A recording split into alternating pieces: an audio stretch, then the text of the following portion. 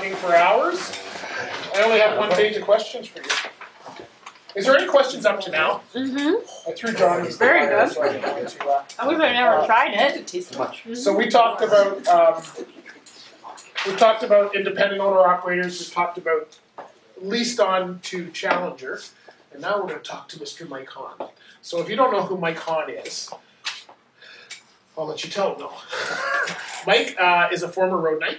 Okay. Excellent. What year were you a road knight? 2007, 2008. Right. You were an owner operator with Challenger. How long have you been driving in the business? 10 years I did total. 10 years. And you've been a recruiter for Challenger before, but now XTL is where you are now. And so you've been in the recruiting game for a long time, right? About 3.5 years now. So what are you seeing when owner operators come to the door to talk to you? What are you seeing? What are they asking for, or what are they looking for? There seems to be a little bit of misconception, I think, of what the expectations of being an owner operator is. Right? Everybody seems to think that, like Chris said, that you can just buy a truck and work less hours and make more money. There's a lot more to it than that, right? You got to plan on lots of things going on. You're running a business. You're running the business from top to bottom. And if you're not willing to put the hours in to make the money, because the paycheck might look good when you first get it, and nothing happened that week, but in 2 weeks from now, it's going to be a breakdown. 2 weeks from now, it's going to be a fuel price increase. 2 weeks from now, there's going to be a load that's not going to be available, or there's going to be some other catastrophe that happens that you have to plan for. It's an entire business you're running. And when you're not running that business in the truck driving, you're running the business. Like John said, you've got all this other stuff going on. You really have to do homework and get that stuff straightened out with your taxes, primarily up front, so you know what to expect going forward. I've talked to a number of guys just recently that are involved in a bunch of new pay programs that companies have, and they're finding out a year after the fact that they're really going to get jammed up on their taxes because they didn't look ahead and say, well, just because I'm getting all this money as incorporation, I got to put some aside for the GST, I got to put some aside for my taxes, I got to put some aside for the other things. The other big thing that they'll do is direct you in how to maximize what it is you're going to do for taxes. Because as a new business owner, you won't know what you qualify for as far as deductions go, right? You don't know that. I mean, you go talk to another guy in a truck stop, you go talk to another guy, everybody does things differently. But at the end of the day, you don't want the CRA calling you and saying you did it wrong. You don't want to call John. If you hire John, they'll call John. Yeah. But that's the important part, is getting that part done flat and doing those things. So what I've seen just recently is these guys getting jammed up thinking that, well, I've got 6 months experience and I can go out and run a truck. Well, in 6 months, you haven't even figured out how to truck yet. Honestly, you haven't figured out how to truck yet. Because there's just so much going on and so much that can happen 6 months later down the road with the economy changing directions, the company changing freight, changing loads, changing all kinds of different things. So you really have to be on a comfortable baseline for yourself first of what you can and can't do and what you can accomplish and what you want to put into it before you can start calculating what you're going to get out of it doing an owner operator. So when you were an owner operator, what was the reason that you got into becoming an owner operator? Somebody just delivered a truck to your driveway, or what was the best thing about it? What was your reasoning for going in? For me, I was looking at potential. Okay. What could I do with it going forward? Right. And the big thing you look at is the dollars and cents. Right away you think, oh, I'm going to make tons of money, right? But then you start doing the math. You start looking at purchasing another truck, you look at repair costs, you look at all those things, and this little slush fund you have to develop is no longer vacation in Cuba, it's now preparatory for something else. Right. Realistically, unless you end up getting out of it, now it becomes a retirement bulb. Yeah. But you can't do that. And again, you can't flip into that cycle where, oh, look, I just happen to make $4,000 this week, so I can take 2 or 3 days off next week. Because that'll be the week the truck breaks down. And it's in the shop for 4 days, and guess what? You don't get paid for it being in the shop like you would if it was a company truck. And you also have to find a way to get the truck there and back, which means a tow charge or something.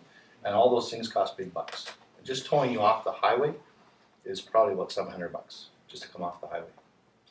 And those big dollars you're getting for running those miles looks all well and good until you have to write a check for $700 or put it on a credit card to pay in U.S. funds more than likely to get the truck off the highway. And then when you go to Freightliner or whoever else, they want some money before you get keys. What was your biggest challenge as an owner operator? Was that there's good and bad times in all business. Been there, done that. What is one of the challenging times that you found while you were an owner-operator? Budgeting. Transitioning from being a payroll deductee employee to being a gross earning, here's your check, figure it out. Because you're going to get a nice big check if you run decent miles. And you don't think about that CRA contribution, you don't think about the HST contribution, you don't think about the truck repair in a week from now, or the maintenance fund you want to build, or tires in 2 years from now, or all the other stuff that happens. Just being broke down, again, it costs you double. You lose a load, plus you have to pay for the bills. So the biggest thing was was budgeting for me. And I was fortunate that I got in touch with John's company very early on, so that I had a really good idea to help me structure what I was doing and how I wanted to do it. And I also had the benefit at the time I was running dedicated loads, so I could pretty much predict my salary going forward versus open board, where you just kind of freewheel. Do you find a lot of owner-operators move towards that dedicated freight or that dedicated mileage just so that they know kind of what they're making? The ones that are looking for a regular paycheck that they can be planned on, it seems to be. There's a tremendous amount of guys now that are all exclusively looking for automotive freight. It's light, it's quick, it's in and out on a set times. Backhauls are already in place. It's the simplest thing you can do. Right. And it's the most lucrative from an owner-operator perspective, because if you are running light loads, you get better fuel mileage. If you plan them well, you have enough time in your schedule, maybe you run a little slower to get better fuel mileage. There's all these things you start to do when you know the run, how long it takes, where you're going to be, all those things you can plan where your fuel stops are, because you get it cheaper here, you get it cheaper there. Do you buy in Ontario versus the US, because here you get your HST back? All those other factors that you think about, right? You don't just buy it there because the pilot's got it for $271. You buy it in Ontario because you get your 13% back. That's right, Right? So you start calculating that stuff. And the good owner-operators that do well will do that stuff on a regular basis, calculate, or have the accountant tell them what it is that they got to do to be successful going forward. And not just, the biggest thing I see is those guys get those checks, and next thing you know, they're applying chrome all over the truck. Because they're write-off. I love chrome. It's a write-off, but my perspective was that the equipment is my way to work. It needs to get me to point A to point B safely, efficiently, and in good condition. It doesn't need to look fancy. It would be great to look fancy, but it costs money. And if I told my wife, by the way, we're not going on vacation because I wanted to put chrome on the truck, odds are I'm not getting any chrome. So Leave it in your truck. I had a friend, his wife took his credit card away because every time he went by Walcott, Iowa, he bought a new bumper or whatever it was. Ironically, I've talked to some company drivers that have put chrome on trucks. Now it's not even your truck, and you're putting chrome on it. So it's creature comforts like that, right? Is it now if you live in the truck, it's your entire means of support, and maybe you want to put wood floors in it, maybe you want to do that, it's up to you. But if you're using it as a business to make money, then treat it as a business. Do it efficiently, do it properly, and do it with the least amount of cost so you can take that money home.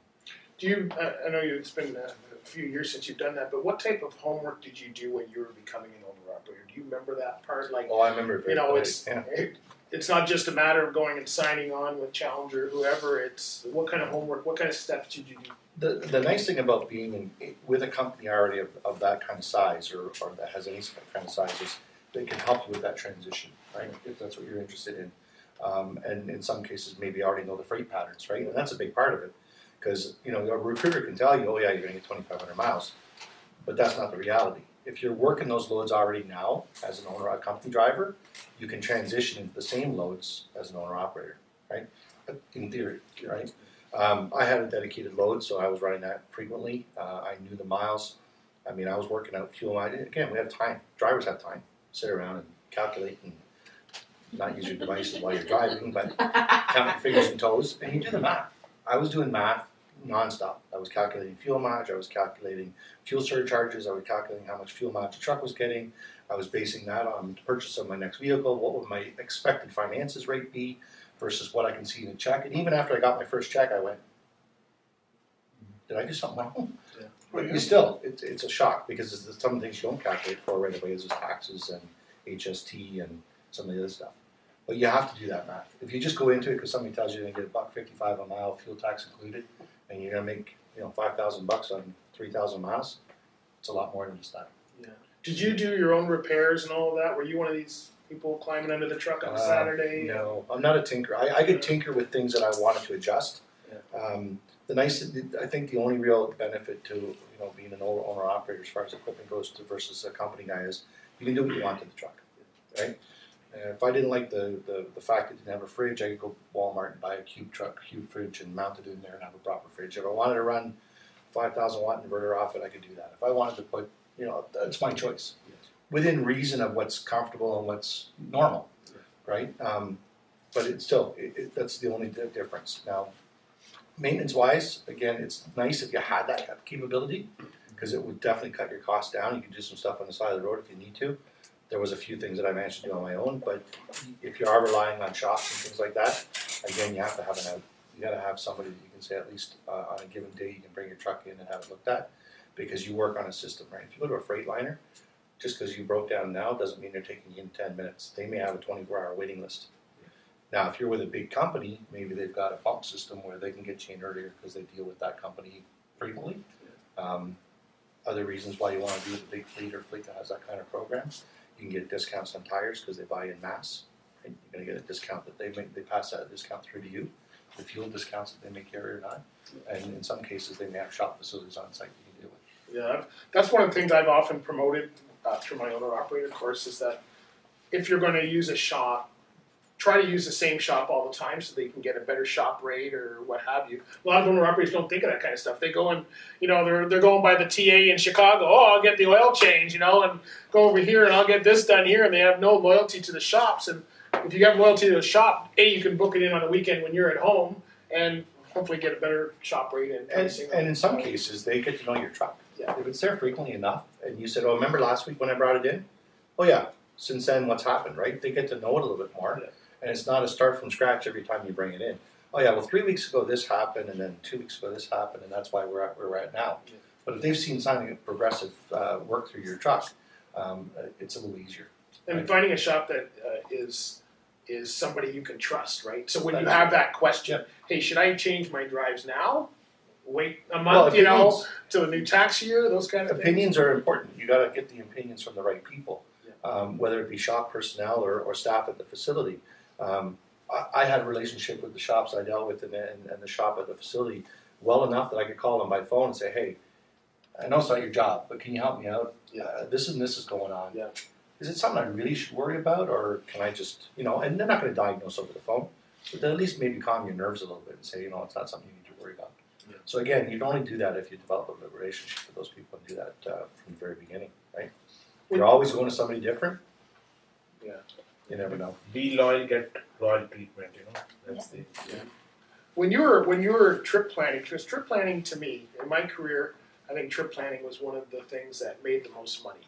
I mean, if you work smart and kind of don't plan, I never planned the trip I was on, I would plan the trip ahead, and I wanted to plan out my week, if I can get back by here and get another load, get back here by, that kind of thing. Did you do a lot of that as an owner operator? How much did you find that changed the way that you ran or the type of loads you took? Or? Well, when I first started, I was dedicated, so I didn't have to worry about that, unless there was a lull in that freight and I wanted to pick up something else.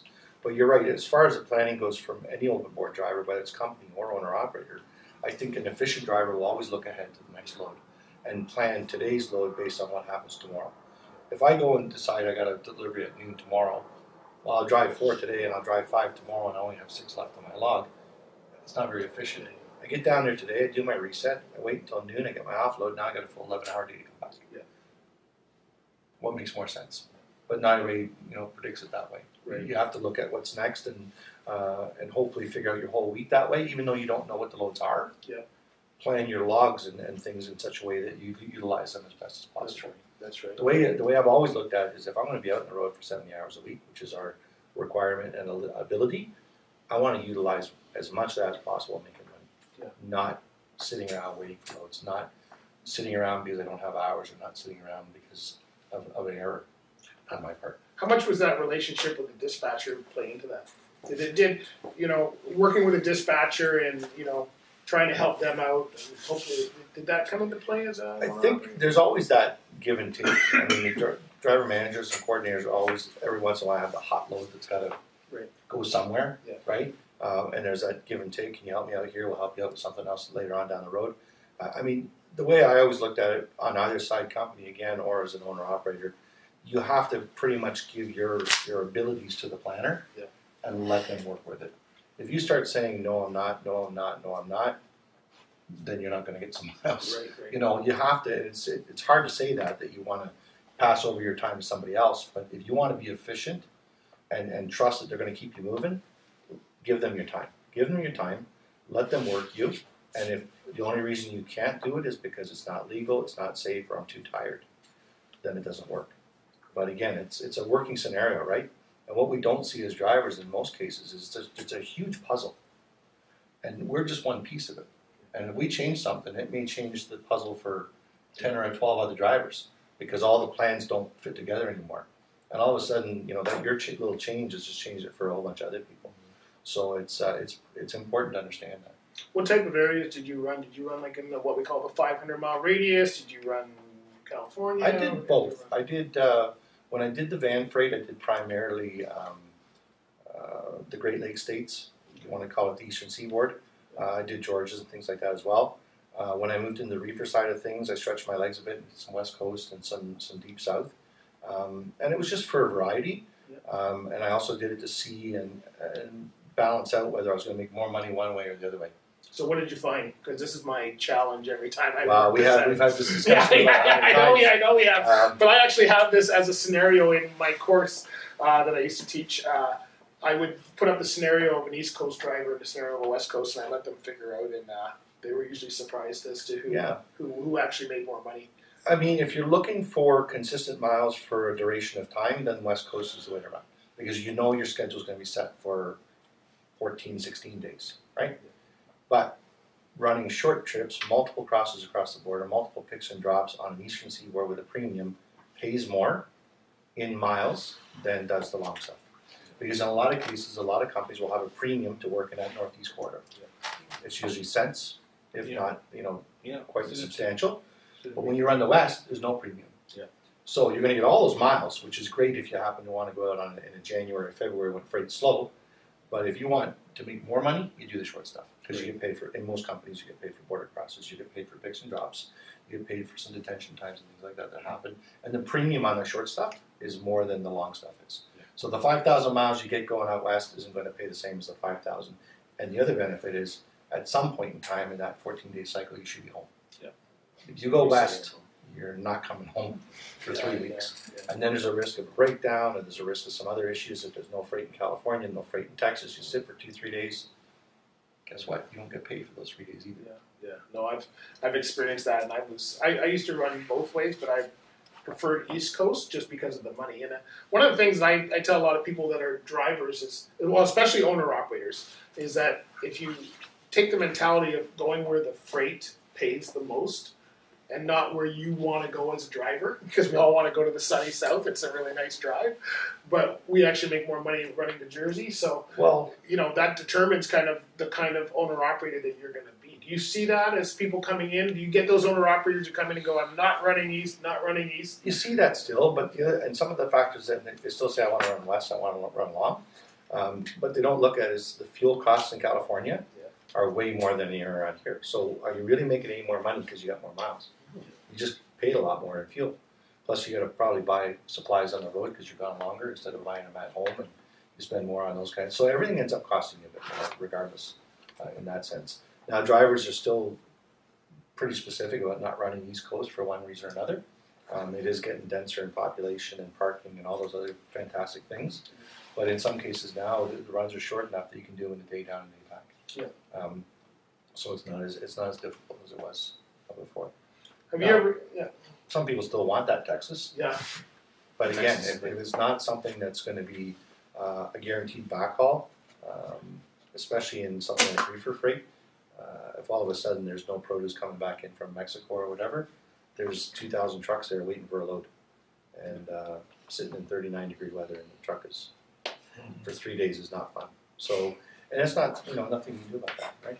Have you ever been on that system where you bid? And I don't think Challenger has that kind of system, but some companies have that system where they just tell you it's $900 for the load or whatever it is, or $1,000 for the load, and you pull. In the steel industry, that's very popular of doing that, where you bid on it. basically. Yeah. And if you don't want it, you kind of go to the bottom of the list and you wait for. Have you ever experienced that kind of No, system? most of the places that I've ever dealt with has always been a rate per mile, and there's a premium based on the areas you run, districts you run, and that's about all that you're getting extra for.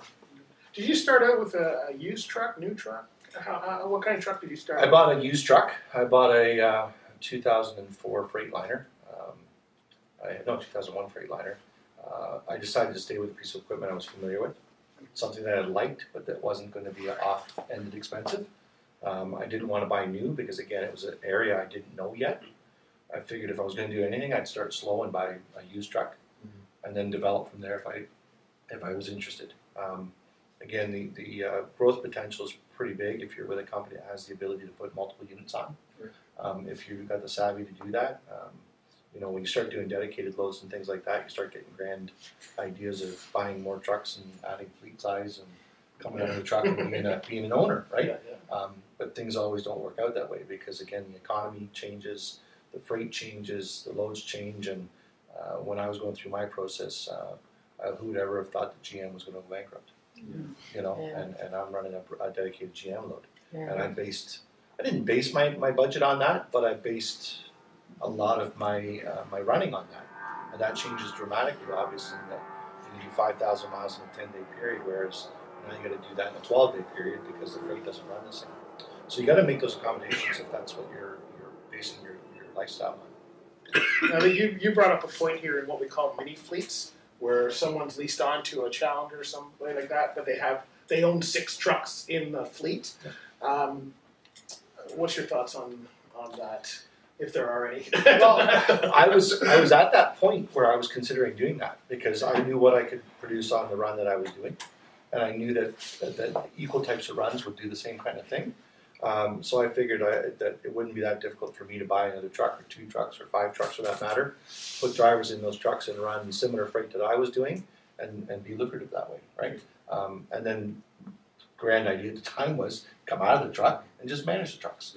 But then you start thinking about all those other things that happen that don't happen when you're an owner yourself. When you're an owner yourself, it's your truck. You take care of it differently. You run it differently. You behave differently with it. When you hire the drivers, now you have the same problem that every large company has is how do they treat the equipment, how they get fuel mileage out of the truck, do they care as much about the equipment as you do, right? Because it's no longer theirs. And so now you're a business, a company, and you're letting them use your equipment, and do they run it the way you do? Yeah, I've seen some owners get into trouble that way too because they don't pay their drivers. If they've had a bad week or a bad spell with the truck, they asking the drivers to hold on. Now the driver's not getting paid, and that creates its own human resources problems. And it's a whole. I mean, again, how would you? The way I do things with the truck because it's mine is not necessarily the way I can ask somebody else to do it. But I'm asking it. There were times where if I knew I had enough time on my schedule, I would run 90 kilometers an hour instead of 105 because it gets me in a 1.5 gallon better fuel mileage. But I can't tell the company guy, guess what? I want you to run my truck at 90 because I want you to get a 1.5 gallon out of it, unless I give them an incentive to do that, right? But unless I incentivize them somehow to do that, why would you want to do that, right? But me as an owner, I may decide to do that because 1.5 gallons to me is worth $1,500 a month in my pocket, not in somebody else's. Yeah. I've got another question, but it's not really related to you. Is there any questions for Mike on owner-operator? Mike, always a pleasure hearing your rich experience and sharing your expertise. How do you see industry getting ready for the aftermath of NAFTA? Because there is going to be drastic changes in NAFTA. So how are companies like yours, XTL, and other major big fleets, because they have to look at forecast at the future, all those decisions. So how will those decisions impact newcomers, because they don't want to start a career and then don't find enough. The problem is we can never really plan ahead for any real big changes. Okay. Because we never know, right? We never know what the actual final impact's going to be. Like I said, when I started doing this, I thought I'd run GM indefinitely. I'd own 10 trucks and I'd retire. Right. And that never happened. Now we're on the precipice of ELOG supposed to be coming in. Yes. And there's still a majority of people or minority of people who seem to think that's going to get quashed before December 17th. Right. Kind of month to quash it. Yeah. And when it comes to politics, I don't think anybody can really predict what's going to happen or not going to happen. As far as what the companies are going to do with NAFTA, I really don't know how that's going to get broached. I mean, it's going to be clearing the border is going to be the same process, I would imagine. It's just how the tariffs and things get charged and to who pays them. Okay. The freight's not going to stop. The freight's got to roll because the economy is moving back and forth between both countries for those reasons. Right? All three countries, for that matter, if you count Mexico. But there's such a reliability factor on both sides of the border that we need each other's freight for all those goods that move. It can't stop. It'll change who pays for what and how much it gets paid for. Sure. But I don't think you'll see it stop. Yeah. My just one quick follow-up question on MELT. We have had 4 months of MELT in place, the mandatory entry-level training. I know XTL also doesn't hire fresh new drivers. Has MELT made a difference in that decision, or do you for see us to hire? Yeah. We have a training program Okay. that's in place. It was relatively new, Okay. but it hasn't changed the process. Okay. We're still preferring to have a full 200-hour program versus a MELT. It's nice to see the MELT is there because now it at least elevates the status, the entry-level status for the majority, right? We don't have this issue where a guy's trying to tell us he's got 50 hours when he spent 10 in the truck. Right. At least now, if they say I've gone to a program after July 1st, you can assume that he's done at least 115 hours. Okay. So it's definitely raised the standard. I don't see as many of the new driver road tests come through to say has it had an impact on the pass-fail rate because we don't have as much of the intake at where I'm at. Okay. But it's definitely going to make it better for sure.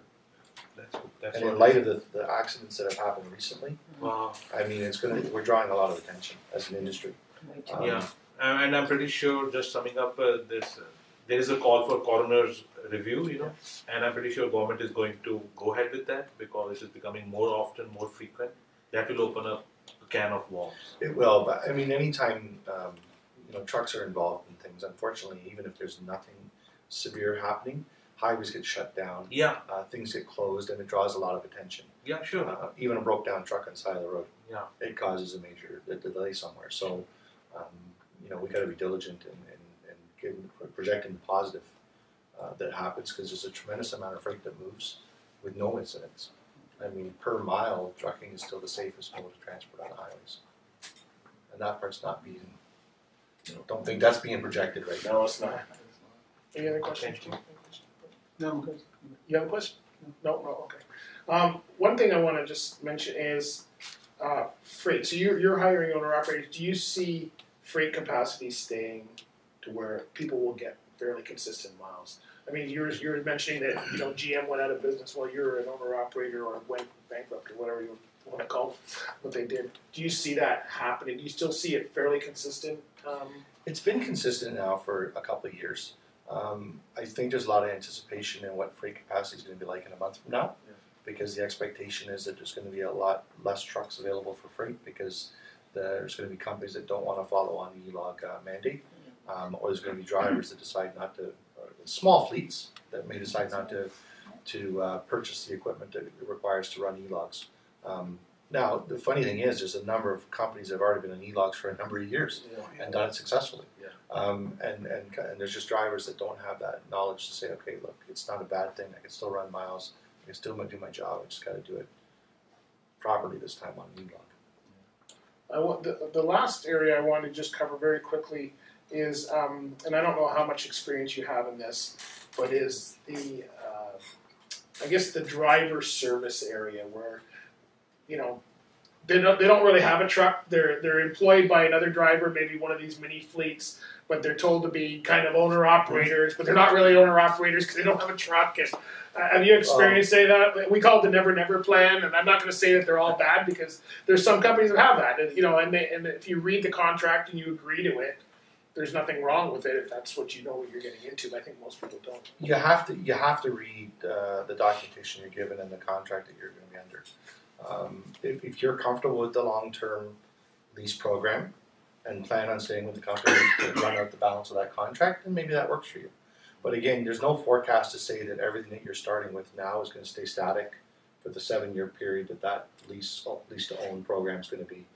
And at 7 years, you got to start considering that it's not lease-to-own anymore; it's a lease-to-trade.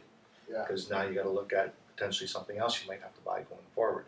So if it's the first time you've done this, maybe not. That's the way to go, depending on how much research you've done, and whether or not that fits for you, for your lifestyle. That kind of, because you never know what that employer is going to offer you until you're there.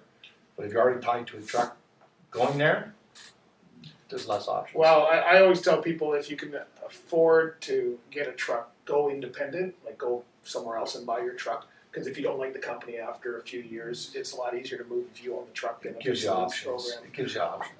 But there's a lot of people who do it. What I don't think they understand is that when you go into those kind of lease programs, you're starting off with usually a fairly new unit. So a Peterbilt at $150,000 brand new, and you put nothing down and get into this unit and start going up and down the road, they can promise you all the miles you want. Yeah. But you're not putting anything down, so you're never going to really pay that off. And if they're like most companies, flipping their equipment every 4 or 5 years, you're never ever paying it off. You may be getting a new one in 5 years, so it's something to really make sure. I didn't know if you had experience with that, but I just wanted. I've known some friends that have gone into programs like that and ended up breaking the contracts because it just didn't work anywhere near what they expected it to work. It's not to say that it wasn't a good program. Yeah. For that particular person, it didn't work because they weren't willing to fall into that structure. So it's important, like I said, I think it's good to make that transition from company to owner-operator because it gives you that inside look at how it's going to be first before you make that transition and hopefully they'll just stay on an even keel. Well, thank you very much for your insight tonight. Any other questions before we close? Do you have some safety related? I'll just give a little debrief, Man always does a safety.